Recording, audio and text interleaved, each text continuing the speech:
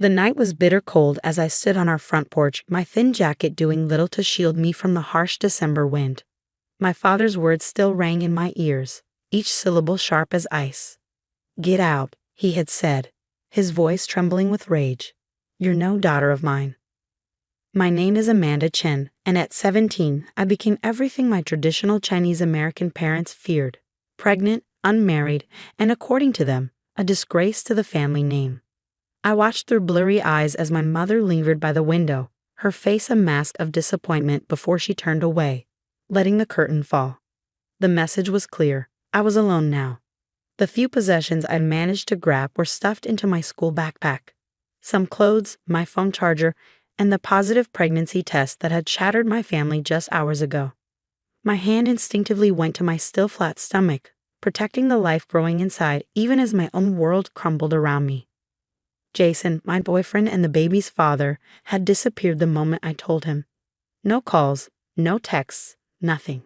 Just radio silence and blocked social media accounts. The coward's way out. I made my way down the familiar street where I'd grown up, past the maple tree I used to climb and the garden my mother tended so carefully. Each step felt like leaving another piece of myself behind. The streetlights cast long shadows as tears froze on my cheeks. Mrs. Rodriguez, our elderly neighbor, was the one who found me hours later, huddled on a park bench trying to stay warm. She had always been kind to me, sneaking me extra cookies when I was younger and teaching me Spanish phrases while she gardened. "Oh, mi niña," she whispered when I told her everything through chattering teeth. "Come inside before you freeze." Her small apartment was warm and smelled like cinnamon tea. She didn't judge or lecture, just listened as I poured out my fears between sobs. How could I raise a baby? Where would I live? What about school? The questions seemed endless. "One day at a time," she said firmly, wrapping a blanket around my shoulders. "First, you need a safe place to sleep. You'll stay here tonight, and tomorrow we'll figure out the next step." That night, curled up on Mrs. Rodriguez's lumpy couch, I dreamed of my mother. In the dream, she was in her garden, carefully pruning her beloved roses. But as I watched, the flowers withered and died under her touch, crumbling to dust. I woke up crying. The next few weeks passed in a blur. Mrs. Rodriguez helped me enroll in a program for pregnant teens, where I could continue my education while getting support and prenatal care. I found a job at a local diner, working the morning shift before classes. The hours were long and my feet ached constantly, but every dollar I earned went into a savings account for my baby. My parents never called.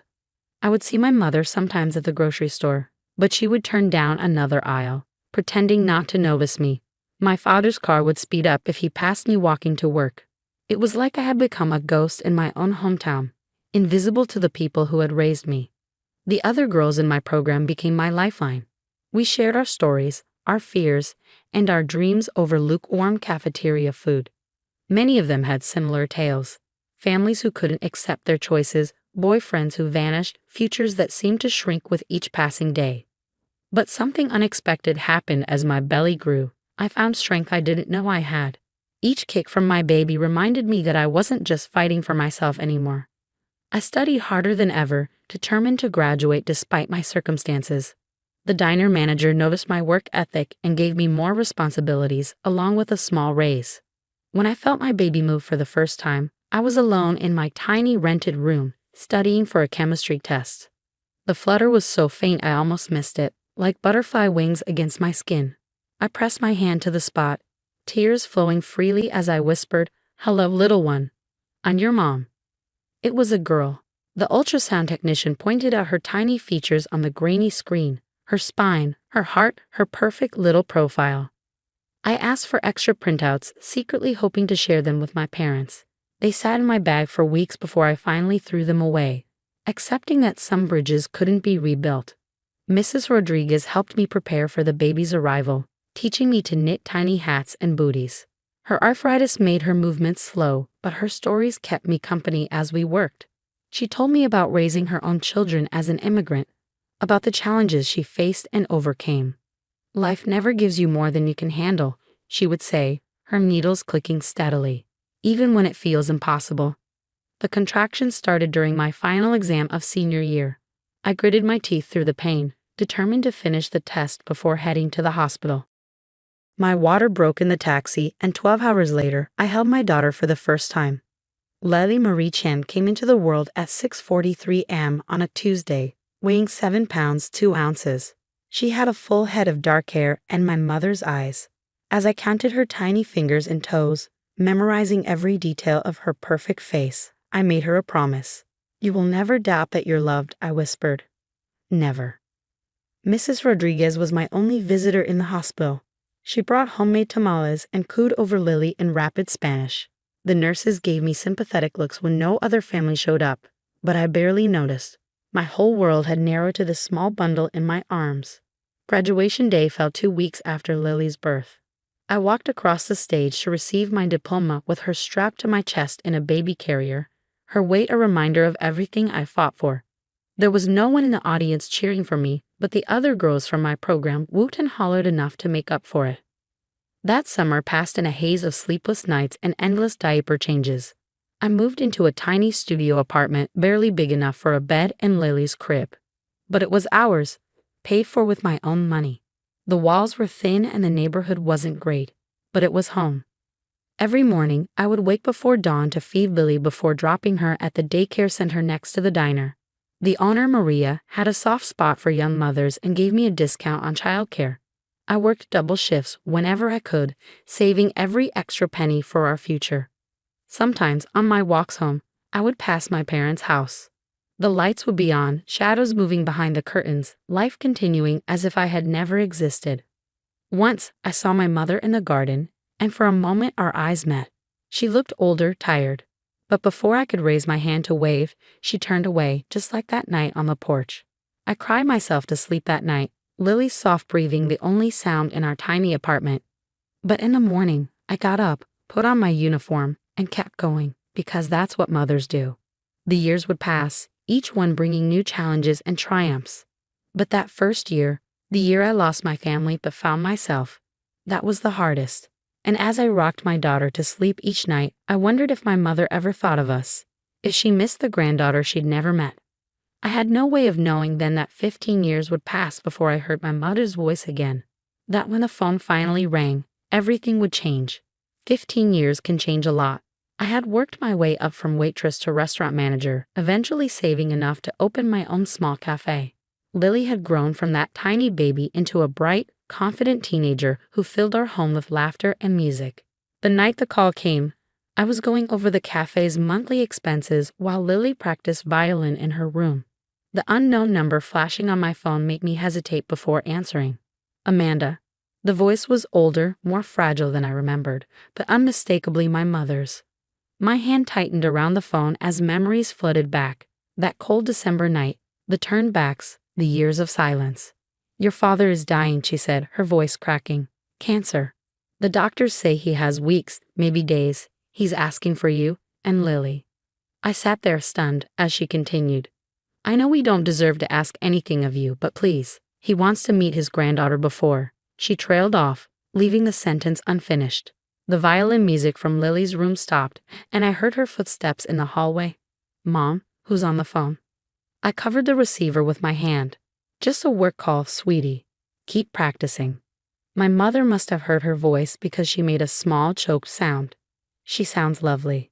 "She is," I said firmly, "no thanks to you or Dad." The silence that followed was heavy with 15 years of unspoken words. Finally, my mother spoke again, her voice barely above a whisper. "I know, I was wrong, Amanda. So terribly wrong." I closed my eyes, fighting back tears. How many nights had I dreamed of hearing those words? How many times had I imagined this moment of acknowledgement? But now that it was here, I felt nothing but a deep, aching exhaustion. "I need time to think," I said. "And I need to talk to Lily. This isn't just about me anymore." "Of course," my mother replied quickly. "Just, please don't wait too long." After hanging up, I sat at the kitchen table, my mind racing. The cafe's paperwork lay forgotten as memories crashed over me like waves. The day I told them I was pregnant. The look of disgust on my father's face. My mother's silence, perhaps more painful than his rage. Lily appeared in the doorway, violin still in hand. At 15, she looked so much like I had at her age. The same dark eyes, the same stubborn chin. but where I had been uncertain. She carried herself with quiet confidence. "That wasn't a work call, was it?" she asked, setting her violin down. "You're crying." I touched my cheek, surprised to find it wet. "No, it wasn't." "Come sit down, sweetheart. There's something we need to talk about." She listened quietly as I told her about my parents, about that night 15 years ago, about all the things I'd never had the courage to share before. Her face remained thoughtful, processing each detail with a maturity that made my heart ache. "So my grandfather is dying," she said when I finished, "and he wants to meet me." I nodded, watching her carefully. "Yes, but it's completely your choice. We don't owe them anything." Lily was quiet for a long moment, absently plucking at a loose thread on her sleeve. "I want to go," she said finally. "Not for them, but for you. You deserve closure, Mom." I pulled her into a tight hug, marveling at how wise my daughter had become. "When did you get so smart?" She grinned against my shoulder. "Must be all those books you make me read." The next morning, I called my mother back. Her answer was immediate, as if she'd been sitting by the phone waiting. "We'll come," I said, keeping my voice steady. "Tomorrow afternoon, but I have conditions." "Anything?" she breathed. "First, this is about Lily. If Dad says one word, one single word, to make her feel unwelcome or unwanted, we leave. Second, I won't pretend the past didn't happen. No swept under the rug family reunion. And third, I took a deep breath. You need to hear our story. All of it. Everything you missed while you were pretending we didn't exist." There was a pause, then a soft, "Yes, of course." I spent that night going through old photos. Lily's first steps, her first day of school, dance recitals, violin concerts, 15 years of memories they had chosen to miss. Each picture was a reminder of how much we'd accomplished on our own, but also of how much they had lost. Mrs. Rodriguez had passed away 5 years ago, but I still had the first baby hat she'd knitted for Lily. I packed it with the photos, a tangible piece of the woman who had been more family to us than our own blood. The drive to my parents' house the next day felt surreal. The neighborhood hadn't changed much. Same neat lawns, same trimmed hedges. My mother's roses still bloomed in the front garden, though they looked a bit wild now, less carefully tended. Lily squeezed my hand as we walked up the familiar path to the front door. "Ready?" she asked. I looked at my beautiful, strong daughter and felt a surge of pride. Ready. The door opened before we could knock. My mother stood there, smaller than I remembered, her hair now more gray than black. Her hands trembled as she reached toward me, then dropped to her sides. "Amanda," she whispered. "You came." Her eyes moved to Lily, widening slightly. I saw the recognition there, the sharp intake of breath as she noticed all the ways my daughter resembled her younger self. "Would you like to come in?" she asked, stepping aside. I nodded, guiding Lily forward with a hand on her back. As we crossed the threshold, I couldn't help but remember the last time I'd walked through this door, young, scared, and alone. But this time was different. This time, I wasn't that helpless teenager anymore. And this time, I wasn't alone. The inside of my childhood home felt smaller than I remembered. Family photos still lined the hallway walls, but they stopped abruptly at my senior year. The last one taken before everything fell apart. It was like time had frozen in this house, preserving the moment just before their perfect family shattered. My father was in the living room, propped up in a hospital bed that seemed out of place among the familiar furniture. The strong, imposing man who had thrown me out 15 years ago was gone, replaced by someone frail and diminished. His eyes, though, were the same, dark and intense as they fixed on Lily. "So," he said, his voice rough, "this is my granddaughter." Lily stepped forward, her chin lifted slightly. "I'm Lily," she said clearly. "It's nice to meet you, though I wish it hadn't taken so long." I saw my father flinch at her words, but a ghost of a smile crossed his face. "Direct, like your mother," he said. "Please sit down. Both of you." My mother hurried to arrange chairs, her movements nervous and jerky. The silence that followed was heavy with unspoken words. Finally, my father spoke again. "I owe you both an apology," he said. "Though I know it's far too late." 15 years too late, I agreed, my voice steady. "Do you know what it was like, being 17, pregnant and homeless in winter? Having to rely on the kindness of neighbors because my own parents threw me away." My mother made a small, pained sound. "Amanda, we were trying to." "To what?" I cut her off. "To protect the family name." to teach me a lesson. Well, congratulations. The lesson I learned was that I could never count on either of you. I pulled out the stack of photos I brought, spreading them across the bed. This is what you missed. Lily's first steps, her first day of kindergarten, every Christmas, every birthday, every milestone you chose not to be part of. They leaned forward, hungry for these glimpses of the life they'd ignored. My mother's hand trembled as she touched a photo of Lily in her first ballet costume. You look just like your mother did at that age, she whispered to Lily. I wouldn't know, Lily replied quietly. I don't have any pictures of Mom from back then. The silence that followed was deafening. My father picked up a photo of Lily's elementary school graduation, where she'd won the Academic Achievement Award. You did well with her, he said finally. Better than we did with you. I did everything you said I couldn't, I said. Finished high school, built a career, raised an amazing daughter. All without your help or approval. And I own my own business now, I continued. The cafe on Maple Street, that's mine. I worked my way up from waitress to owner. Funny how the daughter you were so ashamed of turned out to be successful after all.